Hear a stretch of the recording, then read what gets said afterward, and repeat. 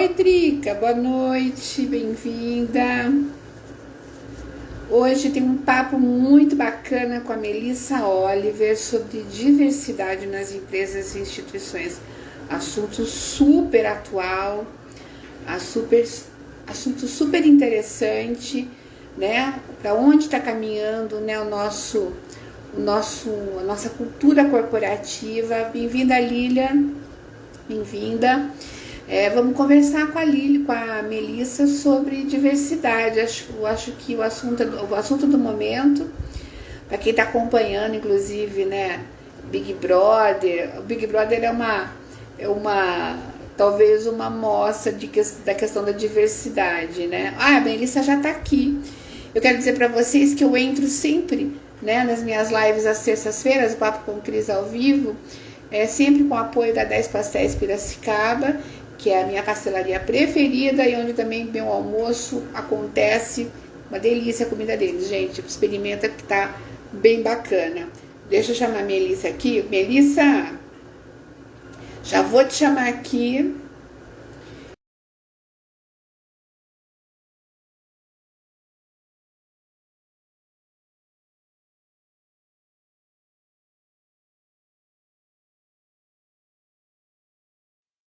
Público. Oi, Mel, tudo Olá, bom? Cris. Eu tô bem, e você? Que prazer te ver aqui Graças com a você. Deus, tudo bem. Que bom. Você tá me ouvindo Tudo. bem? Tô te ouvindo bem, sim.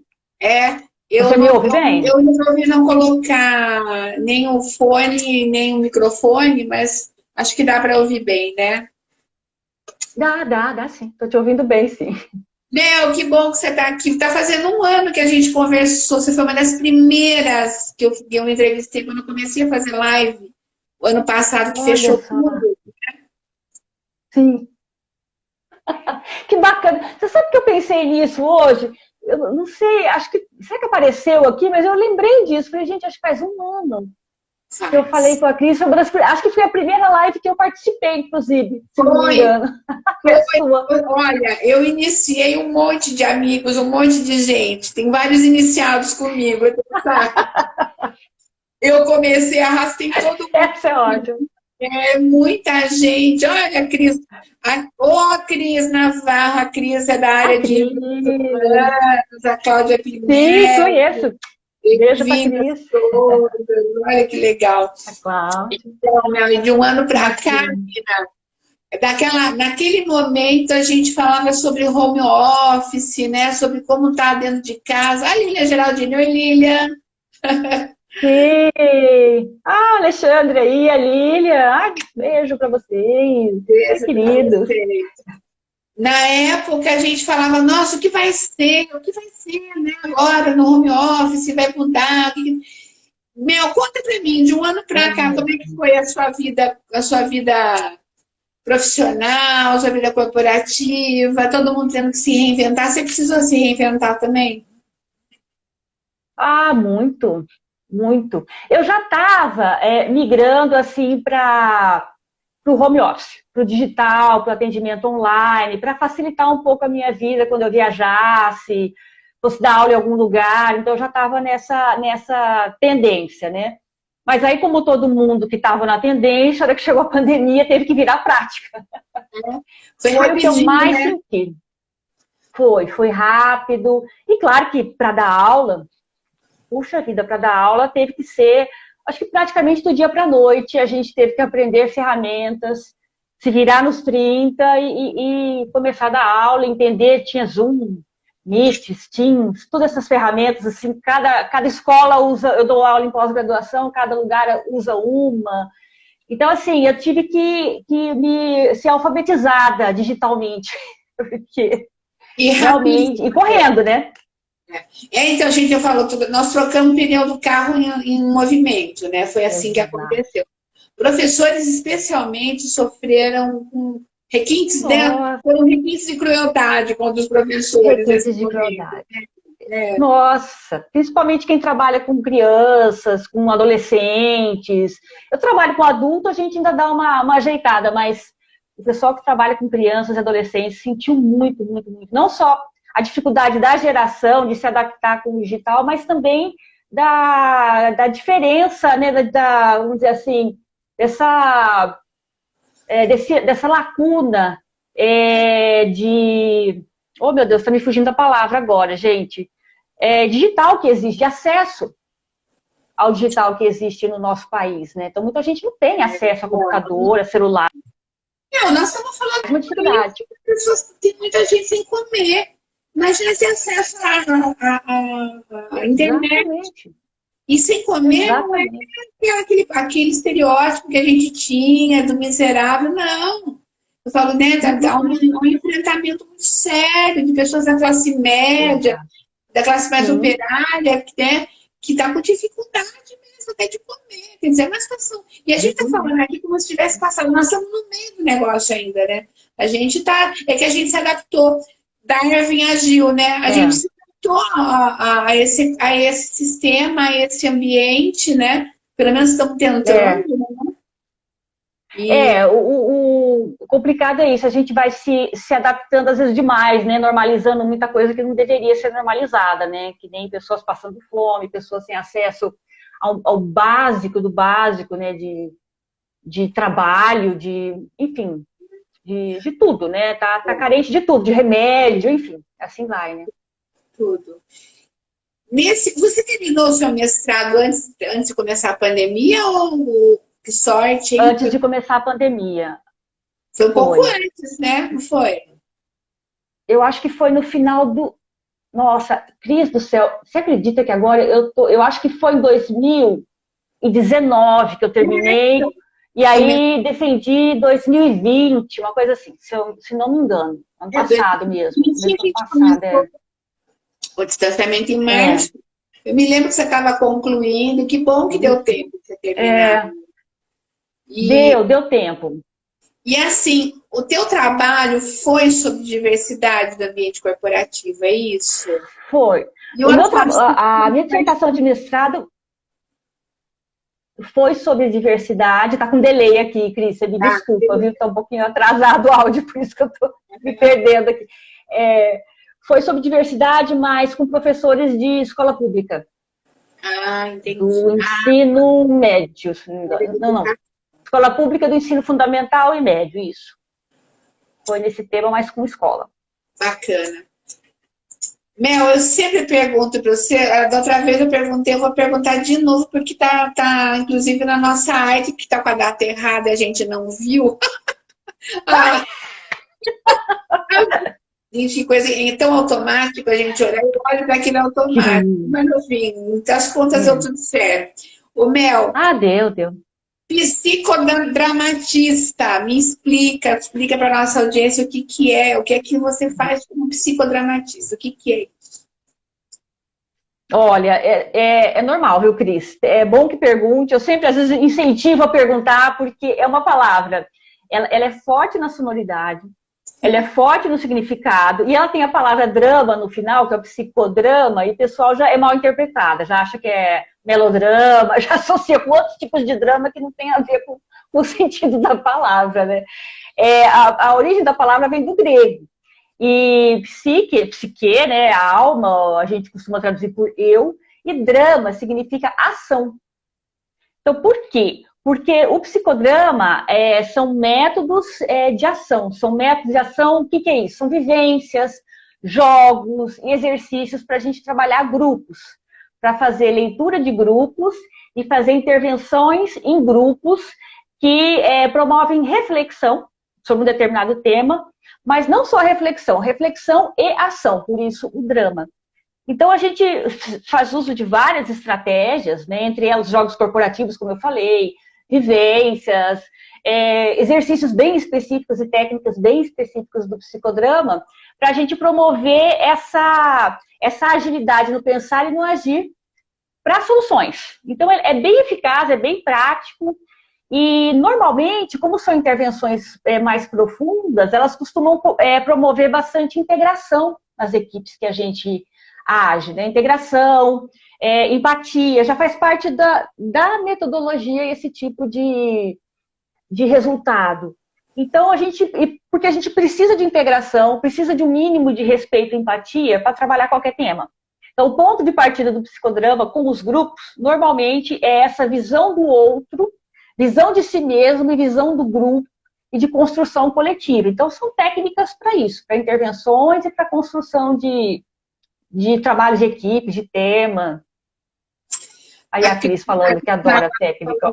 Essa técnica. O Mel, agora me responde com base no psicodrama. Quando nós vamos sair dessa desgraça, né? Eu tenho fé que nós vamos sair dessa desgraça, dessa pandemia. Um dia nós vamos sair. Eu também. Quando a gente sair, você vai precisar usar muito psicodrama. Nós estamos desaprendendo a atuar em grupo ou a gente está melhorando, apurando? Qual é a sua percepção com essa situação, experiência? Olha, eu acho que o psicodrama, como ele é uma ciência, né, que inclusive se chama socionomia, acabou pegando o nome da técnica, colocando o nome da ciência, ele é uma visão de mundo também, porque tem toda uma filosofia, tem toda uma ciência que embasa essas técnicas. Então, assim, dentro dessa visão de mundo de psicodramatista, eu vejo o caos, ele sempre traz oportunidade de mudanças drásticas que não aconteceriam se não fosse pelo caos. É que no nosso país o caos está demais, está muito mais forte, a gente já sabe os motivos, enfim, então a coisa está muito intensa. Mas a visão é assim, os grupos eles sempre se mobilizam para achar alguma saída. Então, esse período de caos que a gente está vivenciando, ele está emergindo, ele está colocando nos holofotes muitas questões do nosso país que até então passavam pela invisibilidade. A questão das diversidades e de como a diversidade cultural, étnica, enfim, de orientação sexual, todo esse tipo de diversidade que antes ficava um pouquinho escondidinha, ficava ali, agora tudo vem à tona. Então, são movimentos que estão vindo à tona agora. É que quando a gente está no meio do furacão, a gente tem muita dificuldade de olhar de maneira mais, vamos pensar assim, mais estratégica, mais serena, porque a gente está vivendo aquilo. Mas a hora que passa e a gente olha para trás, a gente vai entendendo os porquês. Então, por enquanto, a gente ainda está vivendo. Mas essa visão de mundo de que é passageiro e de que só o grupo constrói, se o grupo adoece, o grupo cura, isso é uma visão de mundo mesmo do psicodramatista. Você sabe que eu estava vendo esses dias uma entrevista da Silvia Popovic, eu adoro a Silvia, com o Cortella, que eu amo também, né? O Cortella, e ela estava perguntando para ele, né? Uma pergunta que é recorrente, né, nas entrevistas com pessoas que, enfim, trabalham como você, ou que trabalham com a mente, que trabalham... Ela fala, mas nós estamos tendo a sensação de que nós estamos perdendo tempo, né? Que a gente está podendo ir desenvolver carreira. Ele falou, olha, perder tempo vai perder quem morreu. Ele falou, eu não quero ter uma visão de poliana. Eu não acho que está tudo maravilhoso, mas é o que tem aí, vamos aproveitar e ver como é que a gente consegue disso daí tirar as melhores possibilidades, oportunidades. Que eu compartilho muito dessa opinião, sabe? Eu tenho colegas que dizem, essa galera que é muito good vibes, né? Já vou usando. Eu não sou good vibes, mas eu acho que a gente tem que ser positiva, tem que estar otimista, porque senão você não sai do lugar, né? Você não aproveita o momento histórico. Às vezes eu sinto com a minha filha, eu falo, nossa, isso aqui é histórico, um dia você vai contar para os seus filhos, né? Que a gente viveu esse momento aqui, né? Os livros de história vão contar. Mas a gente não pode ter pressa, né, Cris? Eu acho que não pode ter pressa, porque senão a gente não vive o momento e fica sempre sentindo saudade daquilo que não teve, né? Então, está vivendo, vamos viver, vamos encarar e vamos tocar, né? E existem experiências, efetivamente, falar, nossa, né? Você está privada de algumas coisas, mas tem possibilidade de fazer outras, ou de enxergar outras, ou de desenvolver outras potencialidades. Eu tenho prestado muita atenção nisso, né? Para mim. Mas vamos falar de diversidade, que é a nossa pauta. O ano passado eu entrevistei uma profissional de São Paulo, que é uma referência também nessa área, ela presta consultoria, e o assunto realmente nunca tinha parado para pensar, o assunto me envolveu, e me chamou muita atenção e achei muito legal que você também esteja focada nisso. Eu queria que você explicasse um pouco o conceito de diversidade e me dissesse também qual que é a diferença entre diversidade e inclusão, se existe alguma diferença. Então, o conceito, o que que é diversidade e se existe diferença entre diversidade e inclusão. São duas palavras que a gente tem visto sendo usadas com muita frequência, muita recorrência, né, na mídia. A diversidade, se você procura assim, o conceito dela, o significado, é tudo aquilo que é diferente, tudo aquilo que é diferente, assim, que é diverso. Eu prefiro esse termo. Diferente é muito pejorativo, eu acho, não gosto de usar. Mas é o que é diverso, é o que é múltiplo, é tudo que é humano, né? Porque o ser humano é plural, não tem nada mais, não tem uma a espécie que represente tão bem a diversidade quanto a nossa. Então, nós somos plurais, nós somos diversos. Então, o grande desafio, e a inclusão é como se fosse uma consequência da diversidade. Eu até penso assim, não só de olhar a questão da inclusão, mas olhar assim, o desafio da diversidade está na inclusão. Então, por exemplo, a diversidade, ela é um problema, ela é um desafio, vamos usar esse termo, quando eu acho que diferente é o outro. Porque se eu acho que diferente é o outro, e diferente é a existência do outro, então eu estou partindo do preceito que o padrão sou eu. Então, por que o outro é diferente? Então, se o outro é diferente, diferente de quem? Porque se a gente, por isso que eu gosto do termo diverso, eu gosto do termo plural, porque não existe. A questão da diversidade virou um termo assim tão mal usado, empregado em excesso, empregado como, às vezes, uma fita que às vezes as empresas usam, como usava sustentabilidade há um tempo atrás, e acaba ficando banal, né? Acaba banalizando. Exatamente. Então, a diversidade ela é importante, só que ela não pode ser vista como algo diferente de mim. Por isso que eu gosto mais do termo alteridade. Eu prefiro usar esse termo porque a alteridade já é um conceito que vem da psicologia, da filosofia, que é assim, eu construo a minha identidade em relação ao outro. Então, a alteridade ela dá essa ideia de convivência, diferente da diversidade. Então, eu prefiro mais esse termo, noções de alteridade, né? Mas aí é uma coisa minha, ainda tem muita coisa para caminhar para chegar na alteridade.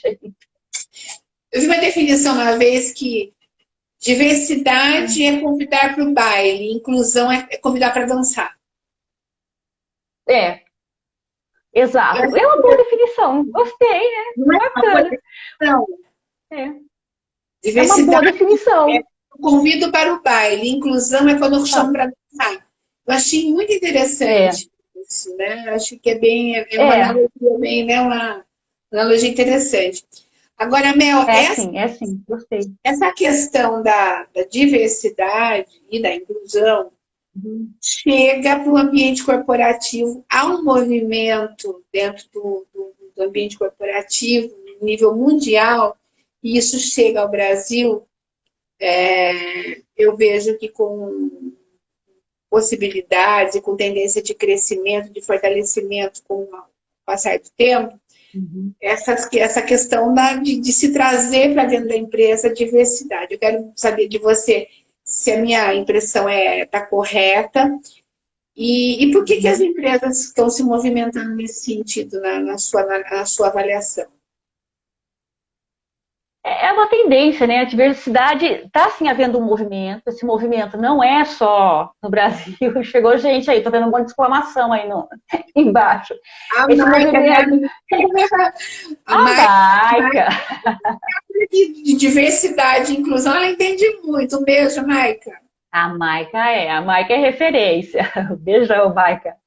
É um movimento que já vem vindo há bastante tempo, né, Cris? Começo dos anos 2000 já começou, com os movimentos sociais, a pressão para políticas públicas, minorias que se perceberam não ser minorias. Esse movimento já vem vindo há muitos anos. Então, ele não é uma novidade agora. Ele explodiu agora porque o mundo está bem polarizado e como a gente está falando, na fase do caos, caem as máscaras e emergem as reais necessidades. E a necessidade de inclusão de grupos diversos, de grupos diferentes do que era o padrão, né? Isso vem vindo já há bastante tempo. E é muito saudável. É muito saudável. E, assim, o que eu tenho visto é que, assim, tem uma pesquisa, eu até separei aqui uns dados aqui para a gente falar, porque tem uma pesquisa do Você RH, que saiu agora, que, assim, é uma tendência, acho que mais 60% das empresas brasileiras que estão trabalhando ou investindo em diversidade, vamos dizer assim, elas não têm um pensamento estratégico sobre a temática. Ou seja, elas querem trabalhar com o tema, elas de alguma forma estão fazendo algum tipo de prática, como contratação, mas assim, contratação, por exemplo, que nem o Magazine Luiza, mas o Magazine Luiza já é uma empresa que tem uma referência, tem uma trajetória de planejamento, sim. Mas boa parte das empresas não tem. Então, como se assim, vamos contratar pessoas negras, vamos contratar pessoas com deficiência, que a maior parte das inclusões nas empresas ainda é de pessoas com deficiência. Depois que vem a questão de etnia, de gênero e depois etnia. Então, ainda tem muita coisa para crescer, para ficar mais ou menos equiparado todas essas diversidades que a gente encontra na nossa sociedade. Ainda tem muita coisa para atender. Então, há boas intenções, mas falta um planejamento, falta um pensamento estratégico sobre o tema. Então, nós no Brasil, diferentemente de empresas estrangeiras, principalmente europeias e americanas, a gente peca muito por essa falta de planejamento. A gente vai fazendo as coisas, vai seguindo normas, vão seguindo tendências, sem se organizar antes. Aí fica mal feito, aí começa a dar mais problema do que solução. Exatamente, e aí vem o problema. Então, a palavra-chave para a diversidade é planejamento e investimento em comunicação. Começa por aí, comunicação interna, enfim, né? Mudança de postura, não vai acontecer do dia para a noite. E também tem a questão financeira, né, Cris? Isso é um detalhe importante. Aliás, não é um detalhe. Empresas que têm equipes diversificadas, equipes heterogêneas, essas empresas melhoram seus resultados financeiros. Isso é pesquisa, não é achismo, né? Por exemplo, acho que eu tenho um dado aqui, vou até ver se eu acho que as empresas melhoraram em média 36% do seu desempenho financeiro, em relação às que não investiram nisso.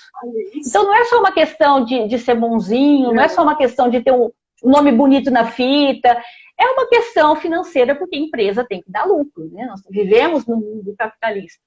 Então, assim, há muitos ganhos quando esse processo é bem feito, quando essas práticas são estratégicas.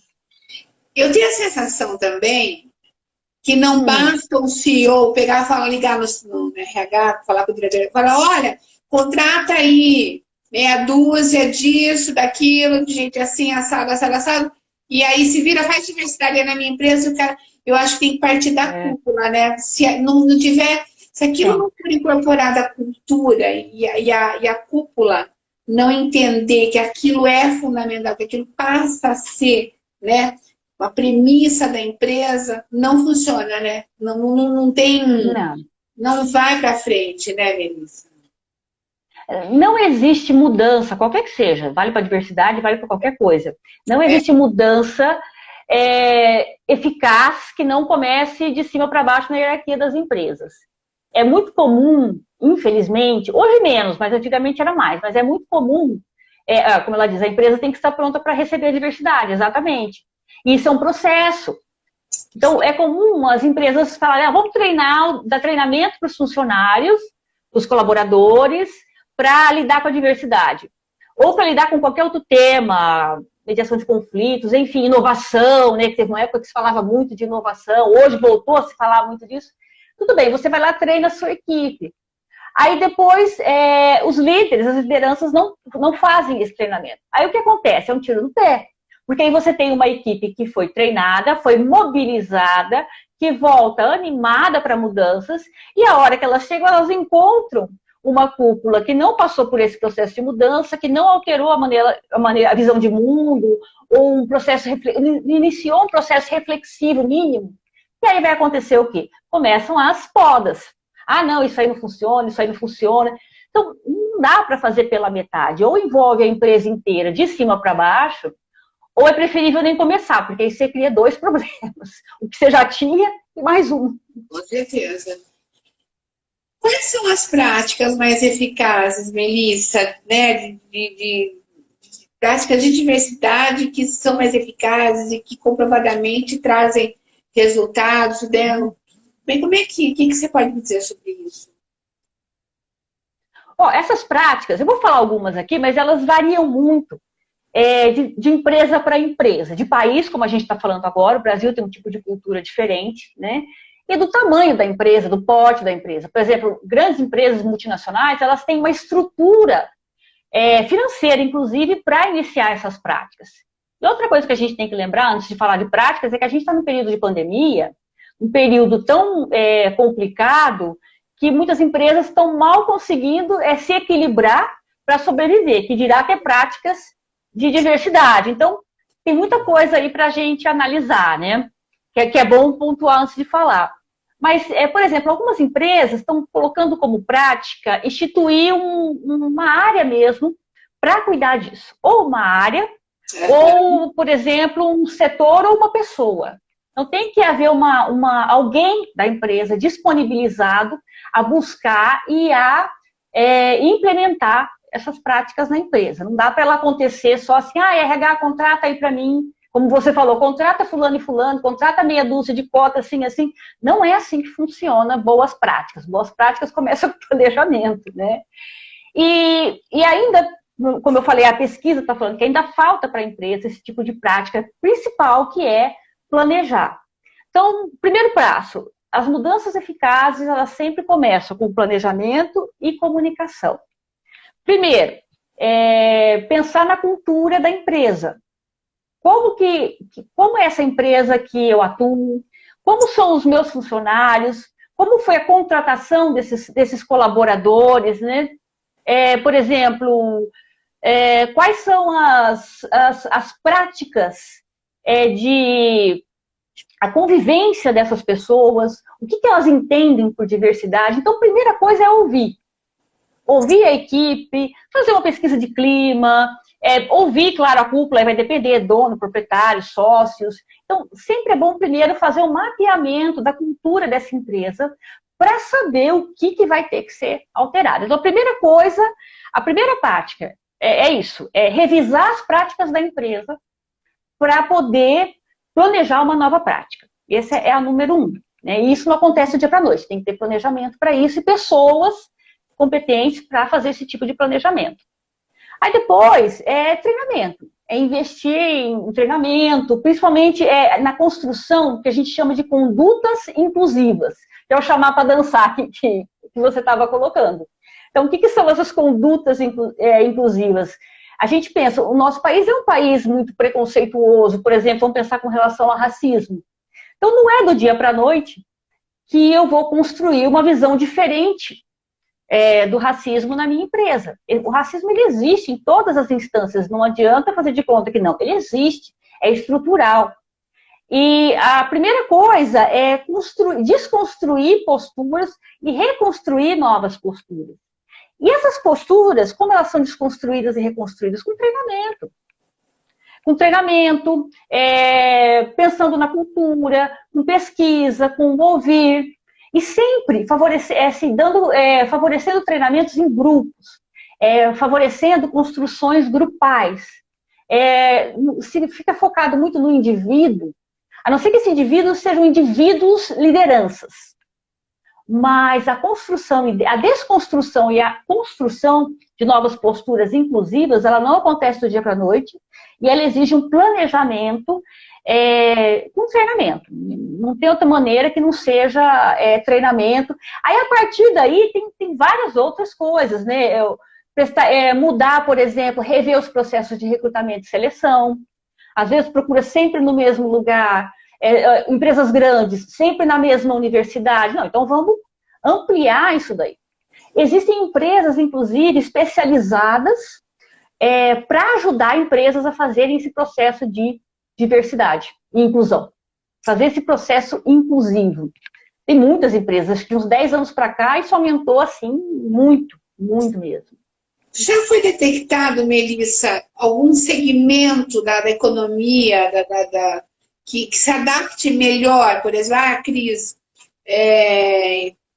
o setor atacadista trabalha melhor a inclusão, ou, enfim, o pessoal criativo. Olha, eu quero dar um beijo aqui na Evelyn, no Gustavo, da Celebrar Jardim Espelho. Que legal, bacana. A Sandra. Eu vi que a minha irmã entrou aí também. Um beijo para ela, minha sobrinha estava aí. Que bom.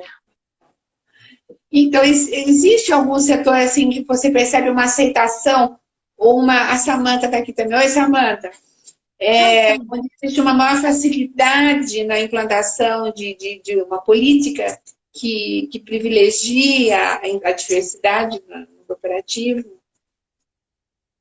Sim, normalmente empresas que têm o público, colaboradores mais jovens, empresas ligadas a, por exemplo, a tecnologias, empresas ligadas a artes, por exemplo, produtoras de vídeo, por exemplo. Eu sei porque minha filha faz cinema, a minha filha mais nova, e é interessante que a diversidade já é algo comum, mais comum no ambiente. O que não significa que não tenha preconceito, que não tenha divergências. O que é bom, eu sempre falo, gente, divergências, elas são bem-vindas, elas devem ser trabalhadas e não sufocadas, né? A gente tem muito essa tendência aqui de ver divergências com maus olhos e não é por isso. Então, tem setores que têm colaboradores mais jovens, de segmentos de arte, de tecnologia, que costumam ter uma adesão melhor a essas práticas.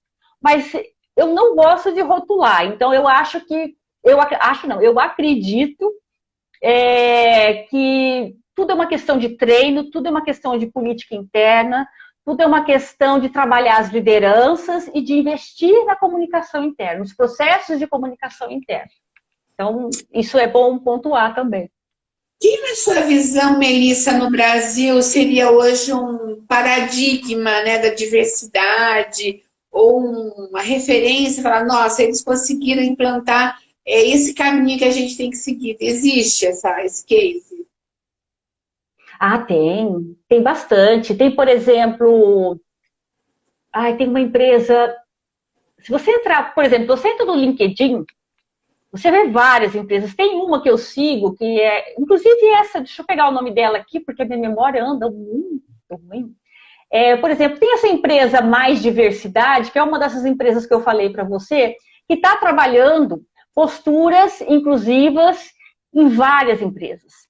Então, até um novo filão de mercado que está aparecendo aí, que é você ajudar empresas. Pensa bem, isso há 10 anos atrás. O que você vai ser? Eu vou ser um consultor de diversidade. Isso nem se falava nisso. A Braskem é uma das pioneiras que começou com esse departamento de diversidade, normalmente grandes empresas, tá? Magazine Luiza já recentemente começou a investir fortemente também em recrutamento e seleção, em programas de trainee, causou bastante polêmica, né, de contratar trainees, pessoas negras para trainees. Existem empresas que estão investindo na contratação, diversidade de gênero, contratar mais mulheres para cargos executivos, né, alto executivo, que antes não tinha. Então, ou dando mais oportunidades para mulheres dentro de grandes corporações. Então, tem sim muitas empresas. É que normalmente são empresas grandes ou startups que já nascem com essa mentalidade de diversidade, de inclusão, de novidade, né? Que às vezes são empresas pequenas, mas que já nascem com esse propósito de diversidade no próprio DNA da empresa, né? Pensa numa receita de bolo. O que uma empresa,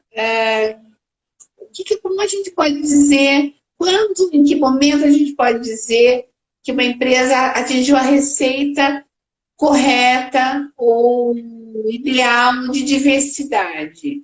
Quando ela tem, Cris, quando ela tem, sei lá, metade dos funcionários negros ou de outras etnias, ou quando tem mais mulher, qual é? Existe uma fórmula da empresa com a diversidade ideal, na sua opinião, na sua avaliação? Quando o assunto é gente, nunca há fórmula, mas há alguns termômetros, vamos dizer assim, para você avaliar. Por exemplo, eu acredito, é uma opinião até pessoal e profissional minha, que não está só na quantidade. A quantidade é importante porque precisa incluir essas pessoas, precisa incluir, olha, essas pessoas, até eu usando o termo, precisa incluir as pessoas, precisa incluir o plural. Mas um bom termômetro, uma boa receita, se eu pudesse dar uma dica, seria o seguinte: a qualidade das relações.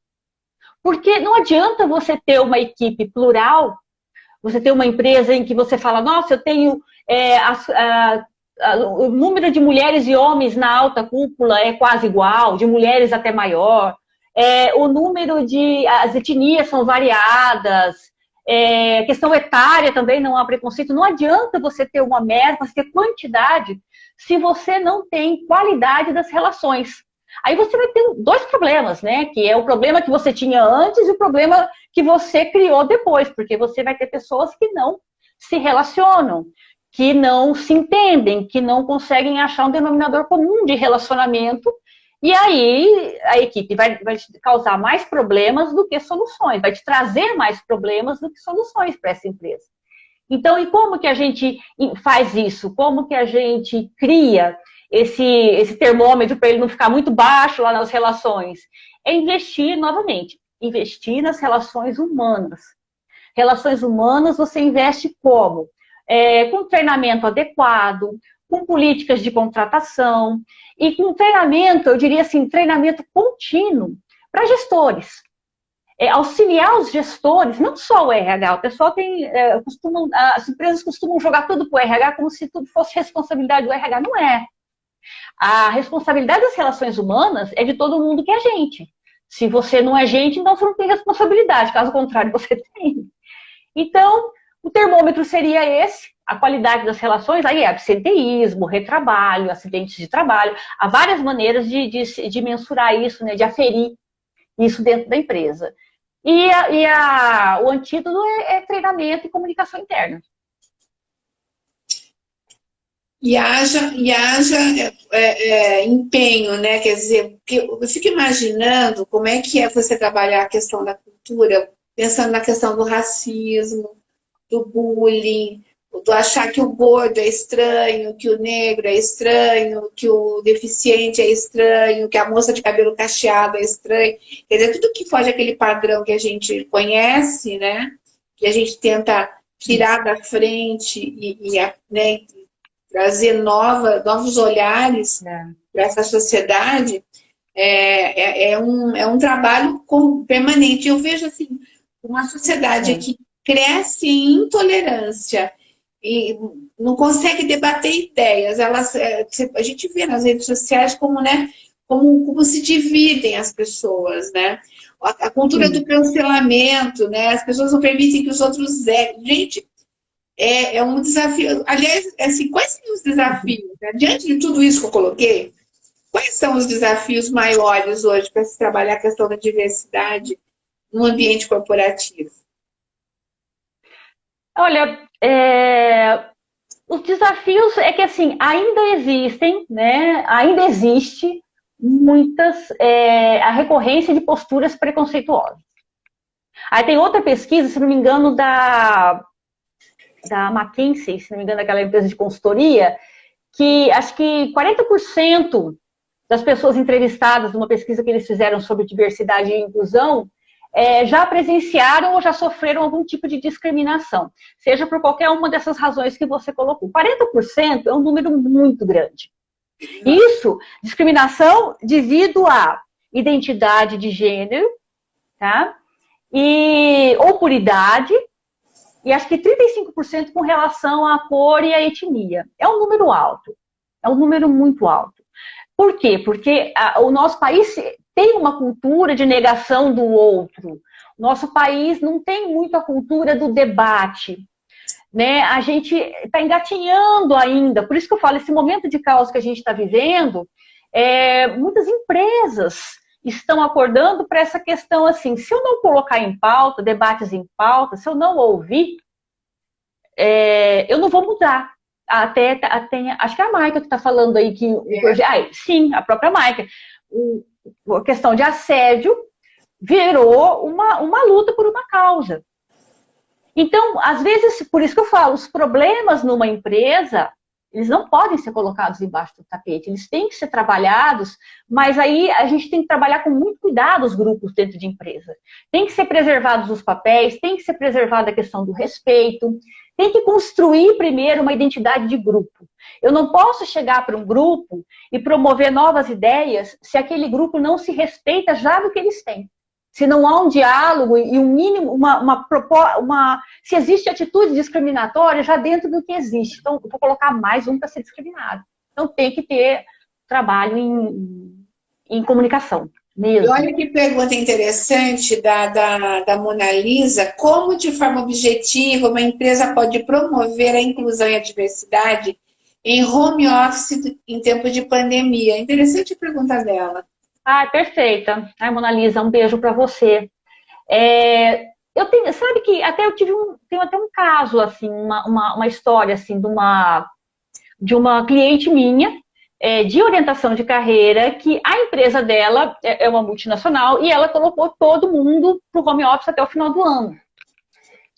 Aí, o que aconteceu? E aí começaram a contratar pessoas, tiveram que contratar pessoas, que foi uma das empresas que cresceu com a pandemia. E aí tiveram que criar novas formas de avaliar, junto com tudo isso. Então, contratação de novas pessoas, aí já aproveitaram que está a questão da diversidade acontecendo e começaram a diversificar o perfil dos contratados, e aí tiveram que criar novas ferramentas de avaliação de desempenho para o home office. Como avaliar o desempenho do home office?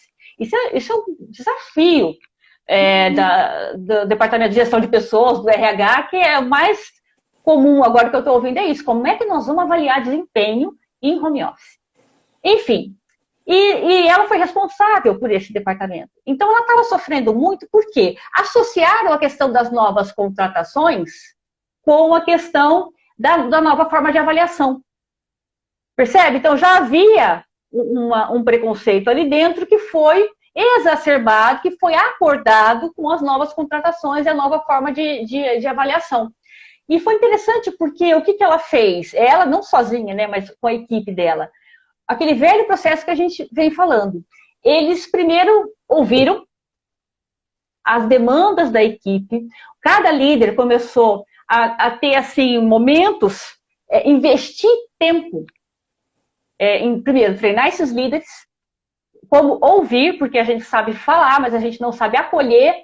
A nossa escuta não é muito acolhedora, então a gente tem que ouvir, fazer um levantamento do que ouviu, uma espécie de pesquisa de clima, só que de uma maneira assim por setor. Esses líderes conversaram e eles estruturaram uma forma de promover a inclusão que foi diferente para cada setor. Então, o setor dela, que era atendimento ao cliente, foi de uma maneira, o setor financeiro foi outra, e assim foi. As mudanças eram mínimas, assim, não eram nada que você falasse, nossa, que diferença. Mas é nesse mínimo que a pessoa, que o colaborador se sente prestigiado, se sente atendido, se sente incluído. Então, o mínimo é muito importante em empresa, sabe? Menos é mais. Então, existe essa prática, né? Falando dessa prática para dar um exemplo de inclusão no home office. Você vê, não é muito diferente do presencial. Não. É o ouvir e construir estratégias em conjunto. Eu quero aproveitar esse momento para falar para o pessoal que está aqui com a gente. Essa entrevista vai ficar gravada no IGTV, o perfil Papo com Cris, depois vai lá para a Melissa também. Eu mando para você, Melissa. Não sei se você já para baixo para você também, para você postar. Vai estar também no YouTube, como sempre, eu deixo no canal Papo com Cris no YouTube as minhas entrevistas, minhas lives. E vai ser um prazer, vocês que estão vindo aqui pela primeira vez, que são alunos, são colegas da Melissa, vocês gostarem do perfil, que vocês sigam e acompanhem nosso trabalho toda terça-feira, né, Mel? A Mel é minha audiência, eu devo audiência qualificada. Essa parte da noite, a gente está aqui conversando sobre algum assunto bacana. Agora, na quinta, vou aproveitar e fazer esse espaço aqui, Mel, olha que interessante.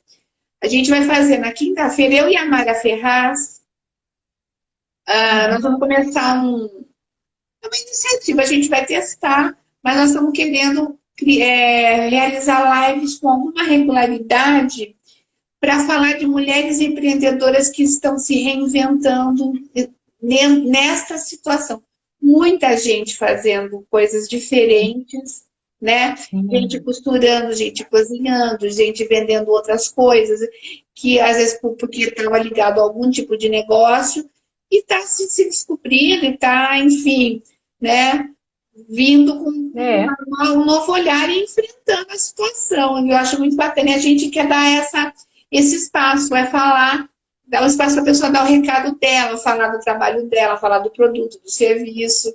E a gente quer dar uma contribuição especialmente para as mulheres que são mais atingidas, de uma certa forma, carregam um piano mais pesado, né? Então, nessa quinta, a gente já vai falar com a Juliana Terra, que é fotógrafa, uma excelente fotógrafa. Ai, que bacana. E desenhou uma joia, ela já trabalhou com isso, a gente vai conversar com ela. Então, convido você a nossa Ai, que legal! Vai ser nesta quinta, às 7. A gente vai entrar um pouquinho mais cedo, tá?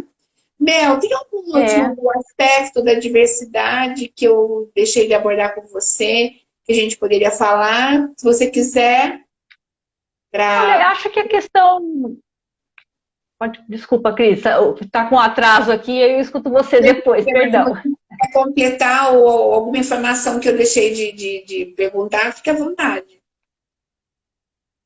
Olha, uma coisa importante dentro da questão da diversidade, eu acho que é a representatividade. Isso que você acabou de falar, desse trabalho, esse projeto seu e da Mara Ferraz, é muito importante, porque quando que começou essa questão de exigir das políticas públicas um olhar para quem antes era invisível? Começou com isso. As transformações culturais, elas começam muitas vezes com o compartilhar de histórias. Compartilhar histórias é muito importante. Nós gostamos de história, o ser humano adora história. História é uma ótima maneira de aprender, uma ótima maneira de ensinar. E compartilhar histórias reais, e não precisa ser só histórias de sucesso, histórias de erros também, porque a gente aprende com os erros nossos, dos outros. Isso traz uma representatividade. Então, essa questão da representatividade foi o que essas ditas minorias, ou eu gosto de falar assim, essas populações invisíveis, digamos assim, para o mundo corporativo, começaram a buscar. E essa representatividade veio através de quê? De histórias. A gente tem a própria Maica. Olha quantas pessoas que a Maica nos inspira com a história dela. Então, histórias tocam... Sim, tocam vidas. Dá uma dimensão, as histórias, elas dão uma dimensão mais humana para a questão corporativa, para as conquistas. Então, a gente vê, por exemplo, a Maju Coutinho. Quantas crianças aquela moça não influenciou, não inspirou? Então, as pessoas reclamam, falam que essa questão de representatividade é mimimi. Eu não gosto do termo mimimi. Mimimi é uma palavra utilizada muitas vezes para desmerecer a dor do outro. Então, evitem usar esse termo mimimi. Principalmente quem é mais velho falando de mais jovem. Ah, não, que coisa chata, gente. Não tem coisa mais chata do que ficar reclamando de outras gerações. A gente já foi outras gerações quando a gente era mais jovem e reclamava. Então, assim, não existe mimimi. Não existe história que não vale a pena ser compartilhada.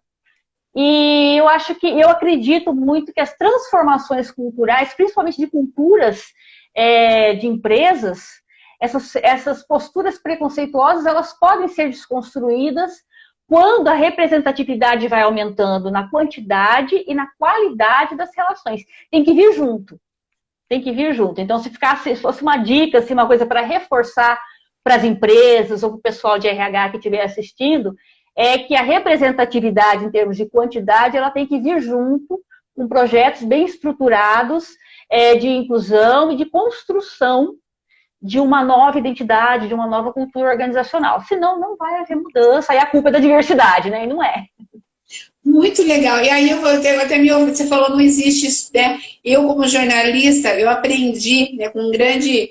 o cara Mário Evangelista, que me ensinou mesmo jornalismo na prática, ele falava assim, todo mundo tem uma boa história para contar. Todo mundo tem uma boa... E o jornalista é um contador de histórias. E aí você está falando uma coisa que eu me vejo sendo uma facilitadora ou uma ponte para esse tipo de coisa. Isso é muito legal você falar. Eu fico muito feliz de pensar que a minha profissão pode ser útil nesse sentido, né? Na condução de apresentar histórias e de fazer isso virar, né? Se integrar mesmo. Muito legal. Se integrar, exatamente. Aí eu acho... Esse delay é um problema, né? Eu ia só terminar falando que eu sou sua fã.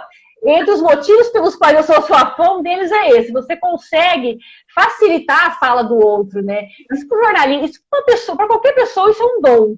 O jornalismo é maravilhoso, é essencial, e você faz isso muito bem, né? Você se reinventa quantas vezes, né, Cris? Então, a sua história já inspira. E promover outras histórias, puxa, isso até é uma necessidade. Uma das maneiras de passar por esse furacão que a gente está vivendo é isso que você está fazendo, promover histórias de outras pessoas, né? Eu acho que realmente é interessante, né?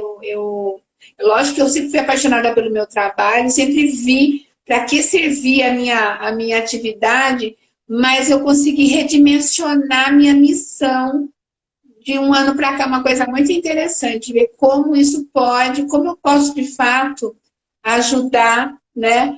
Não é essa da minha ser boazinha, não é que eu seja boazinha, mas isso também me dá um norte, né? Me dá uma outra referência. E com 32 anos de carreira, é muito legal você pensar que você pode dar uma nova dimensão àquilo que você faz. É sempre o momento de você fazer isso, né? Você é fabuloso, isso é um presente para mim, né? Por conseguir ter essa percepção. E para mim é sempre um prazer, também sou sua fã, é sempre um prazer falar com você.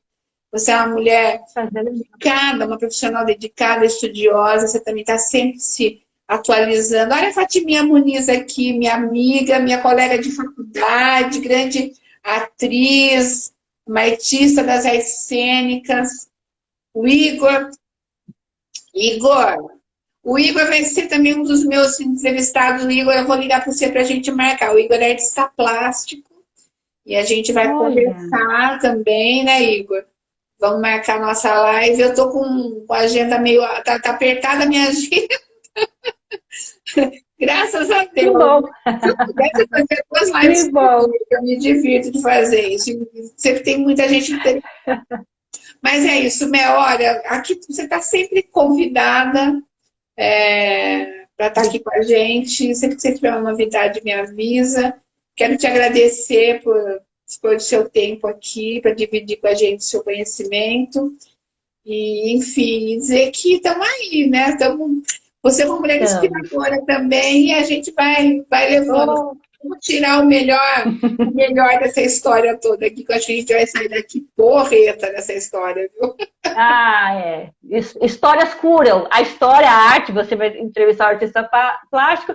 A história é arte, né? Uma forma de arte, e arte pura. Não tem nada melhor para alcançar a alma do que a arte. Beleza, maravilha. Obrigada, Cris. É um prazer, viu? Um prazer muito grande. E agradeço a todo mundo que nos acompanhou aqui. Um beijo para todo mundo. Muito obrigada. Obrigada. Um beijo para todo mundo aí. Quinta-feira, às 7 da noite, eu estou aqui com a Mara Ferraz num novo projeto para impulsionar, para valorizar mulheres empreendedoras que estão se reinventando nesse momento. Precisamos dar uma força para a mulherada aí. Um beijo, gente. Até. Um beijo. Um beijo para todo mundo.